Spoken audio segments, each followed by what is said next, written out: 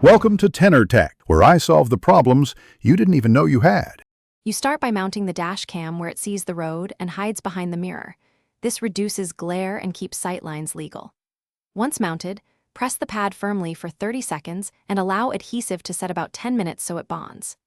Next, run the cable along the headliner, tuck into trim, and plug into the ACC or dedicated 12V source so the camera powers with ignition. This avoids battery drain when parked and ensures consistent recordings. You now configure core settings to capture usable evidence. Set resolution to 1080p or 2K and pick 30 or 60 FPS depending on speed and memory.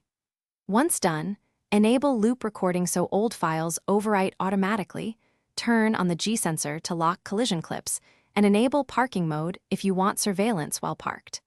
Make sure to format the micro SD in the camera using an appropriate UHS 1 card, 64-120. You finish by testing the setup on a short drive.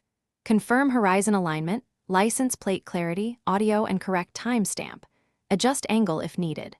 Once confident, copy important clips to your phone or PC and back them up to prevent accidental overwrite. Marking files read-only helps. If the camera fails to power or freezes, check the ACC wiring and fuse first, then test a different 12V source.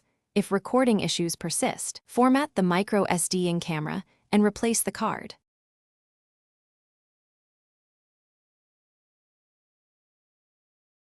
Thanks for watching. Subscribe to keep your life in tune.